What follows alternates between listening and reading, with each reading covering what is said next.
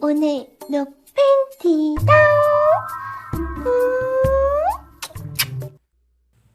Woi para YouTuber yang budiman dan baik hati banyak bacot. Kali ini gua akan menceritakan alur cerita film yang berjudul Sin Island yang dirilis pada tahun 2018.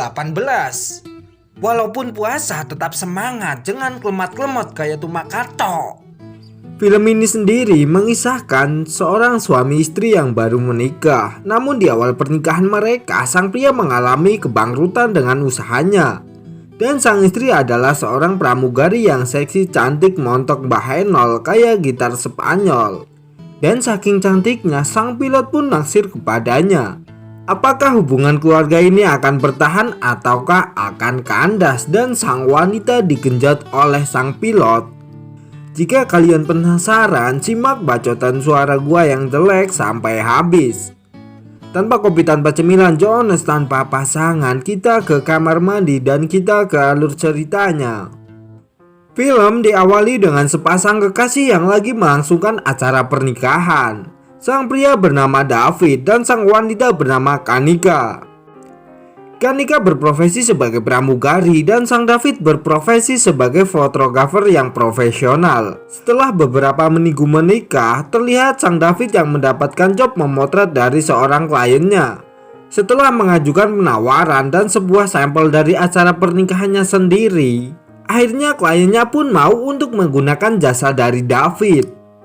Ketika itu, David sedang berulang tahun dan Kanika memberikan kejutan dengan kedatangannya. Karena profesinya sebagai pramugari membuat dirinya sibuk. Namun Kanika tetap menyempatkan diri untuk datang. Tentunya hal itu membuat David girang gembira, bahagia bertubi-tubi. Kemudian karena saling sibuk, di tengah-tengah acara tersebut mereka pun melakukan bercocok tanaman berhektar-hektar dengan hikmat sekali dan tanpa halangan suatu apapun. David yang memang sudah lama tidak disuguhi apem angetnya Kanika, ia pun tidak menyia-nyiakan kesempatan tersebut dan langsung menyikat apem anget milik Kanika berkali-kali. Beberapa hari kemudian, nasib naas pun menimpa David ketika anak buah David lalai untuk menjaga file foto pernikahan dari kliennya tersebut. Dan membuat foto maupun video kliennya itu hilang semua tak tersisa. Hal itu membuat sang klien marah dan meminta ganti rugi kepada David sebesar 137.25,60 sen yang setara dengan 2 miliar.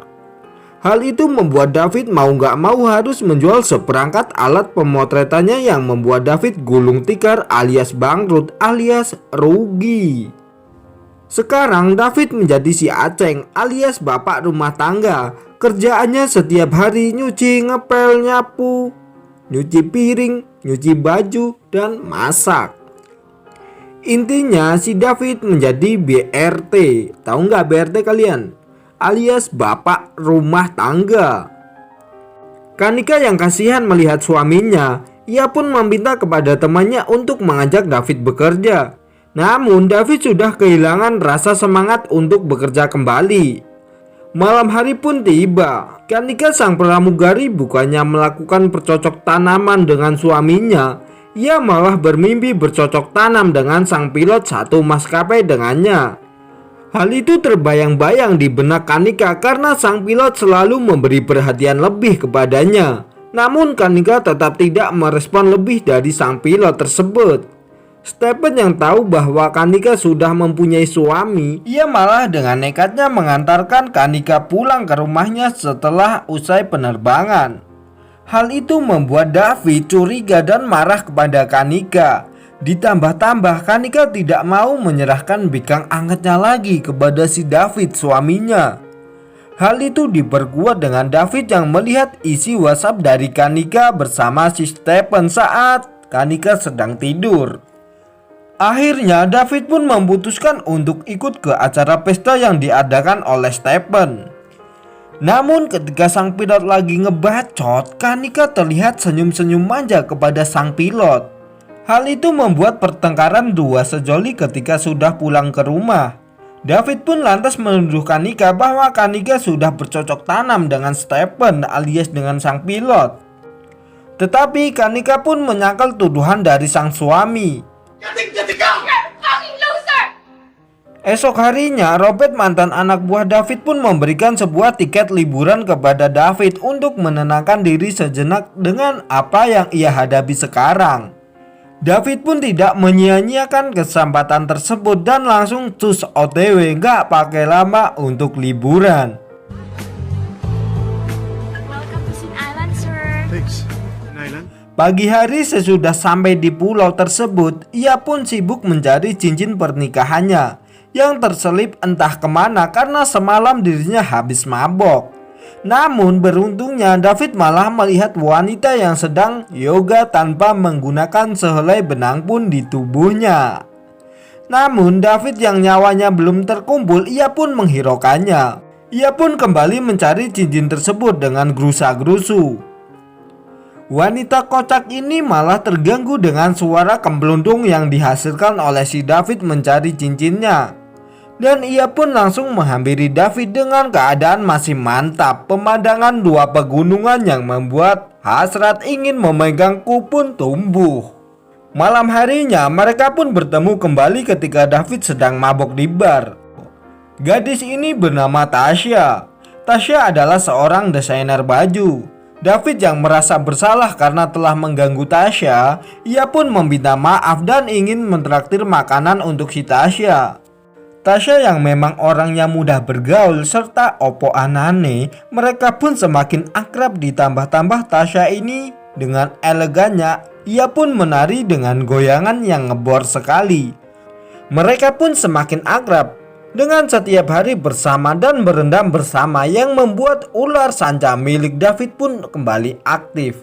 Di sisi lain, Stephen yang melihat ada rongga di hubungan Kanika dan David, ia pun melancarkan beberapa serangan kepada Kanika yang membuat Kanika hampir tertancap batang singkong milik Stephen. Namun Kanika seketika langsung sadar bahwa hal itu akan merusak rumah tangganya. Berbeda dengan istrinya, David sang suami malah melancarkan serangan bertubi-tubi kepada apem angetnya Tasha. Kanika yang kepikiran dengan suaminya, ia pun berinisiatif untuk menyusul sang suami liburan ke pulau. Namun apesnya saat Kanika berada di kamar David, Tasha pun muncul dan berkata bahwa kandang burungnya milik Tasha malah tertinggal di kamar David. Hal itu membuat Kanika bertengkar kepada David dengan berbagai jurus, salah satunya jurus rawa rontek. Tidak beda dengan Kanika, Tasha juga merasa terganggu dengan kedatangan Kanika yang pasti akan membuat hubungan dirinya dan David renggang. Kejadian tersebut membuat David dan Tasha sama-sama curhat dengan satu orang dan mereka saling mengatakan bahwa masih saling cinta. Hal itu membuat Kanika rela menerobos hujan besar demi mengajak David rujuk. Terobos sajalah. David yang memang masih mencintai istrinya, ia pun langsung memeluk Kanika dengan erat dan penuh kasih sayang.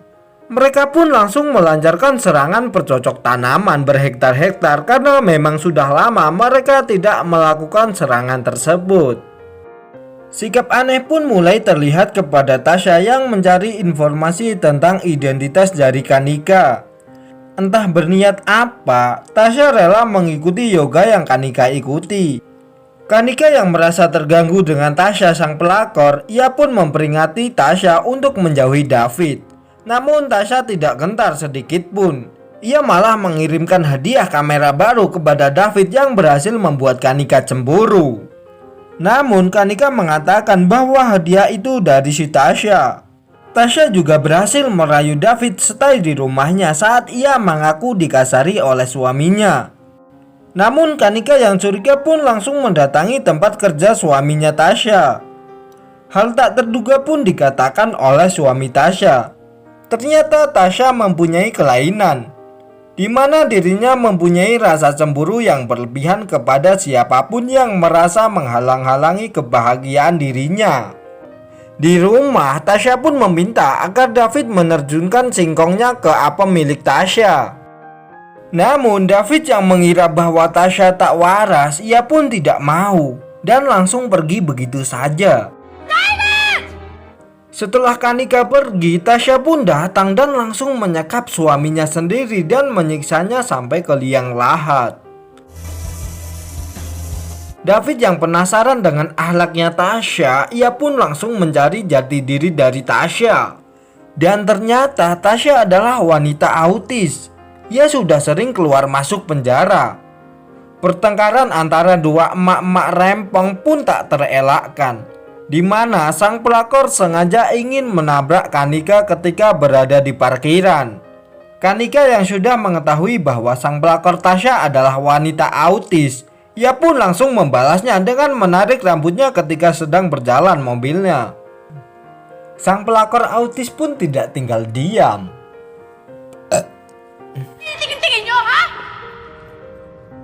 Ia pun dengan penuh semangat tanpa akal menyelinap ke rumah Kanika dan menyekapnya.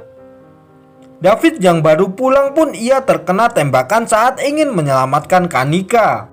Kanika yang melihat David tergeletak pingsan, ia pun dengan sekuat tenaga melepaskan ikatan dan langsung menyerang sang pelakor. Ia juga berhasil mengambil pistolnya. Kanika pun berhasil membuat sang pelakor tersayat pada pipinya. Kanika juga berhasil membuat terpojok sang pelakor. Dan untungnya David pun yang sudah sadar, ia pun membantu sang istri untuk melenyapkan pelakor. Namun karena kepribadian yang menyimpang dan dibantu oleh kekuatan ilmu gaib Angling Dharma, yaitu rawa rontek, Tasya sang pelakor pun hidup kembali walaupun sudah terjatuh dari lantai atas. Ia juga ingin membokong dua sejoli ini lagi. Namun Kanika yang masih membawa pistol, ia tidak ragu dan tidak gentar langsung menembak sang pelakor tersebut, dan akhirnya sang pelakor pun tidak berkutik lagi dengan dibantu dibacakan ayat kursi. Kemudian film pun berakhir dengan David yang bangkit dari keterpurukannya. Ia terlihat mengadakan acara pameran untuk hasil-hasil pemotretannya. Hidup mereka juga bahagia, ditambah mereka juga tidak punya hutang ke warung Boyem karena biasanya David itu suka utang sabun colek. Dan film pun selesai. Hiyaki kama hotak dema tarama shamaika hotaime tujime sakalawa. Dan artinya pesan dari film ini adalah jangan mudah menyerah. Jangan mudah percaya dengan apa yang kita lihat. Belum tentu yang kita lihat itu yang sebenarnya. Gua Imam Hidayat, see you next time, bye.